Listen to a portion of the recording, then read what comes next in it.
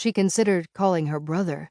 He probably had a staffer he could send to play boyfriend. But she'd never asked Alan for a favor like this before, and didn't like the idea of starting now. The rift might be new, but it was wide and deep. Inspiration struck when she saw Trina's name.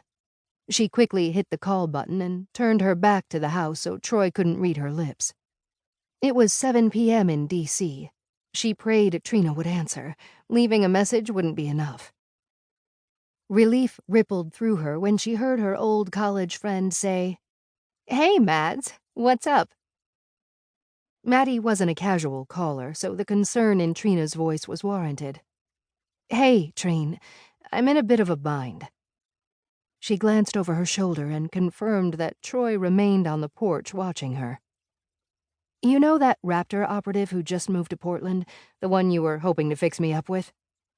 "I wasn't—" Maddie shook her head and smiled. "Yes, you were, but it's cool.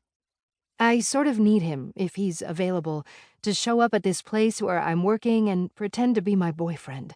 I've got a security guard/angry looter's descendant who's giving me the creeps."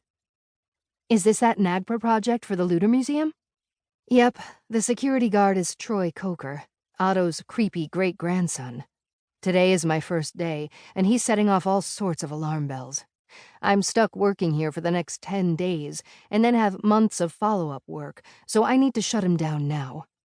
I'll pay whatever Raptor's rate is for this kind of thing." A few weeks ago, Trina had told her the guy had moved to Portland because he was opening a Raptor office in the city.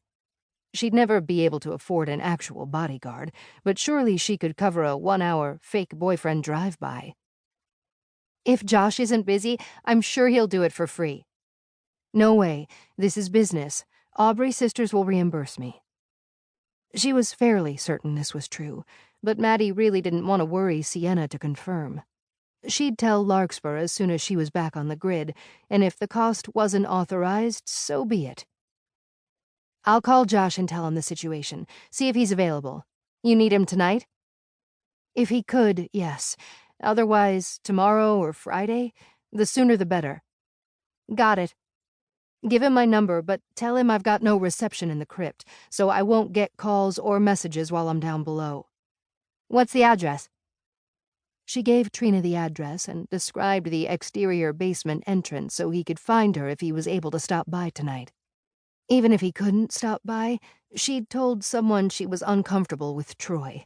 It gave her a sense of security. She watched the man as she tucked away her phone. He stared at her, his gaze unwavering.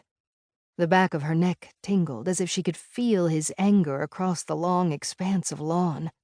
He knew she'd shared her concerns, and he didn't like it. Her phone vibrated, and she smiled at the creep as she pulled it out to see the message. Trina had sent Josh Warner's cell number. Maddie saved him in her address book. "Josh. My boyfriend's name is Josh."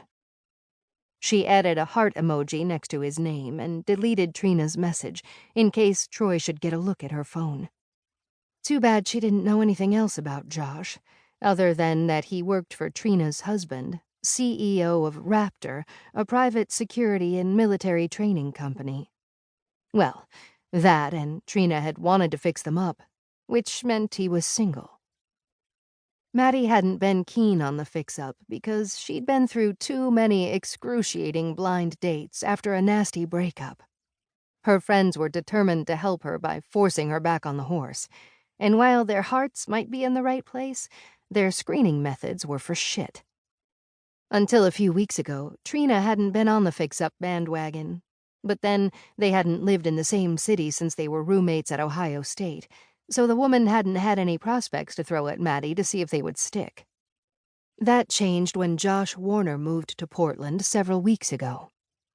After a year of crappy dates with men and women who were equally unhappy to be roped into a fix-up, Maddie had shot Trina down without breaking a sweat. No, thank you. Except today. Today, she'd take Josh and be grateful.